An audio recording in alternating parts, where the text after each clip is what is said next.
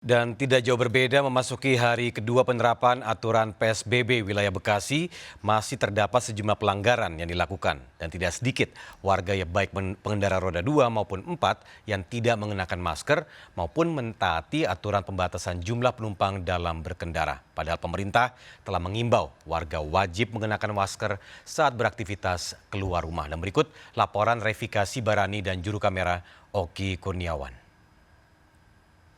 Pemirsa, hari kedua penerapan pembatasan sosial berskala besar atau PSBB di Kota Bekasi, petugas gabungan dari Polantas Metro Kota Bekasi, TNI dan Dishub masih mendapati pelanggaran yang dilakukan baik pengendara roda 2 maupun roda 4. Pelanggaran terbanyak yang dilakukan pagi ini adalah masih sama, yakni pelanggaran dengan tidak menggunakan masker baik untuk pengendara maupun penumpang. Sehingga akhirnya tadi petugas gabungan dengan cekatan langsung memberikan masker kain kepada para pengendara maupun penumpang yang tidak memiliki masker. Selain daripada itu, pagi tadi kami juga memantau pihak dari petugas gabungan mendapati pelanggaran sepeda motor, yakni pengendara sepeda motor yang masih berboncengan namun tidak dapat menunjukkan identitasnya, sehingga dengan terpaksa petugas gabungan meminta keduanya ini untuk kembali berputar arah kembali ke arah Jakarta. Dan kami juga dapat informasikan pada dasarnya untuk pengendara sepeda motor yang membawa penumpang atau berboncengan ini tetap dapat diizinkan melanjutkan perjalanannya dengan catatan alamat yang tertera di dalam KTP ini sama.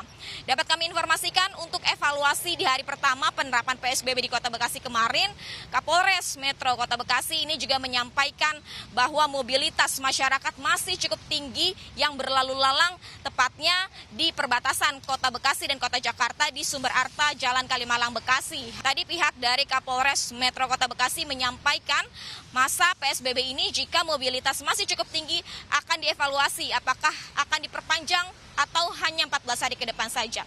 Dari Kota Bekasi, Revikasi Barani, Oki Mahendra, iNews melaporkan.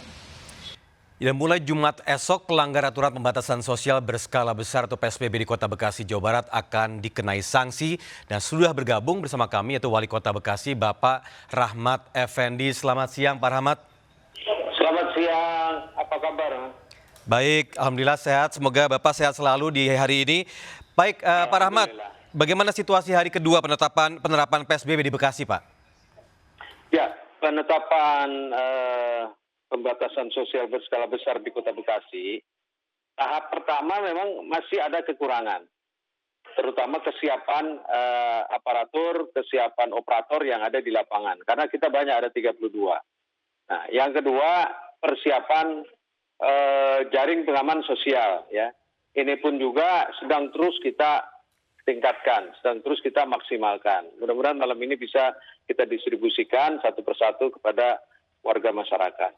Ya. Tahap yang ketiga adalah koordinasi antar wilayah. Nah, kami sudah membuat surat ke Bupati Bekasi, Bupati Bogor, dan Wali Kota Depok, termasuk Pak Gubernur.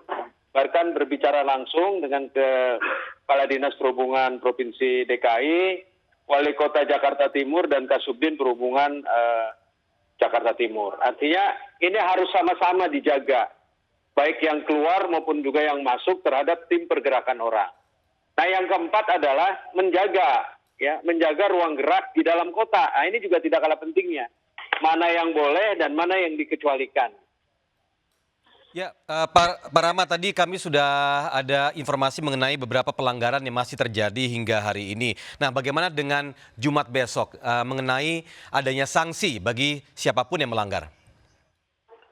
Ya, hari pertama dan hari kedua kita persuasif, memberikan kesempatan, menyampaikan bahwa ada dampak-dampak dari sebuah penetapan kebijakan. Ya, pembatasan sosial ini adalah kebijakan, jadi harus ada law enforcement. Ya. Nah, hari ketiga keempat ini kita peringatan, ya, warning terhadap warga masyarakat, apalagi sampai nanti ya teman-teman lantas atau teman-teman orang yang ditugaskan, ya teman-teman yang ditugaskan untuk melakukan terhadap pantauan ini masih ada yang lakukan hal yang sama, diperingati. Maka hari kelima keenam saya kira law enforcement itu penetapan terhadap sanksi-sanksi yang ada. Nah, sanksi-sanksi itu ya bisa kita ambil dari Undang-Undang Nomor 6 tahun 2018 tentang kekarantinaan. Ada beberapa pasal yang kemarin kita konsultasikan dengan Pak Kapolres. Dan juga dari maklumat Kapolri, bisa kita ambil di situ. Tentunya penindakan ini ada nanti pada aparat kepolisian. Baik, Pak Rahmat, ini kok melihat dari pernyataan Bapak terakhir seluruh kecamatan di Kota Bekasi masuk dalam zona merah. Lalu bagaimana update terkini Pak? Apakah ada perubahan dalam data jumlah warga yang positif terinfeksi? Ya, kita sekarang ini kita sudah 3 kali melakukan rapid. Tahap pertama, tahap kedua, tahap ketiga. Total 3 tahap melakukan rapid test ini jumlahnya ya semakin tinggi. Yang positifnya aja itu udah hampir 175. Ya, yang sehat, yang dinyatakan sehat 35 orang. Yang meninggal pun cukup tinggi, ada 78 orang. Ya, ini 3 hari ini, 3 hari yang lalu masih 61. Sekarang sudah 78 orang yang meninggal. Ya, terus yang ODP, orang dalam pengawasan, dan ada yang selesai, terus ada yang meningkat kepada pasien dalam pengawasan atau orang dalam pengawasan, itu ada 1.527. Artinya pergerakan di Kota Bekasi ini sangat luar biasa. Makanya Pak Gubernur kemarin menyampaikan atensi yang luar biasa, fokus yang luar biasa kepada Kota Bekasi. Ya. Ini yang terus harus kita jaga. Nah, Pak Rahmat, kalau mengacu dari data tersebut, kekhawatiran ini kemudian pertanyaan berikutnya mengenai kesiapan dari sisi rumah sakit maupun tim medis di Bekasi. Seperti apa Pak saat ini? Jadi gini sebenarnya, ini banyak ini karena kita terus lakukan upaya rapid. Saya mendapatkan bantuan dari Gubernur DKI, ada dari Buddha Susi, apalagi kalau dari Gubernur Jawa Barat. Nah, semakin banyak kita rapid, semakin diketemukan ya zona-zona yang ada. Nah, sekarang Kota Bekasi sudah 12 kecamatan, zonanya merah.